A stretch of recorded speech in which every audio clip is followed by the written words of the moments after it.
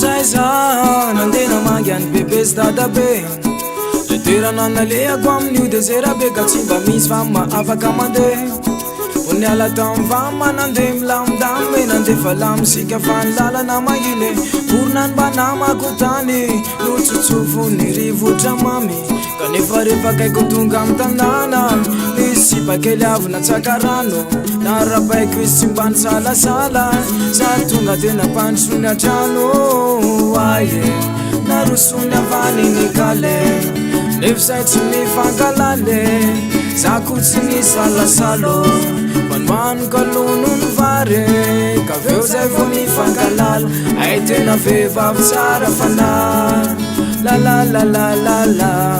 malagasy mitovy aminao lalalalalala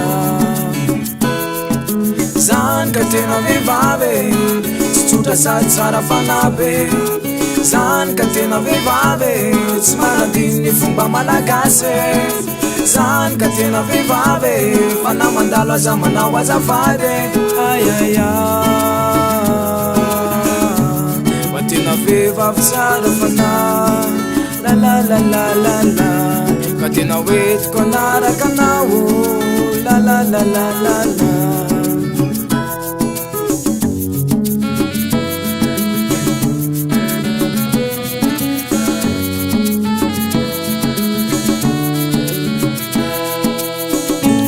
zay nandinakany am bebe sy dadabe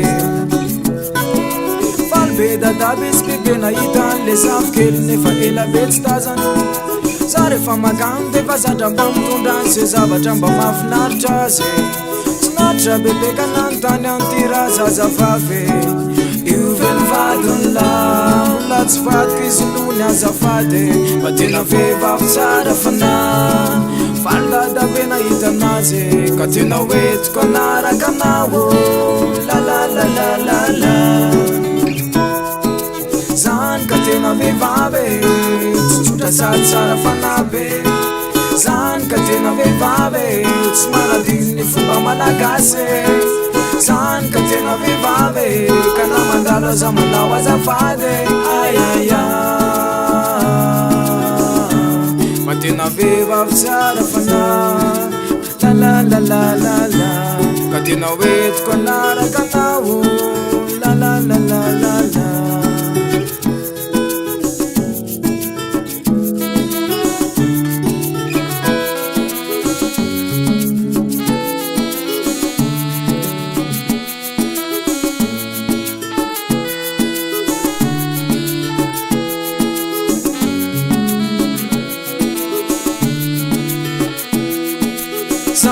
tena vehivavy tsy tsotra sady tsara fanabe zany ka tena vehivavy tsy manadiny ny fomba malagasy zany ka tena vehivavy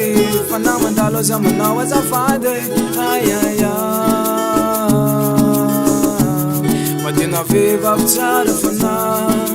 lalalalalala ka tena hoetiko anaraka anao lalalalalala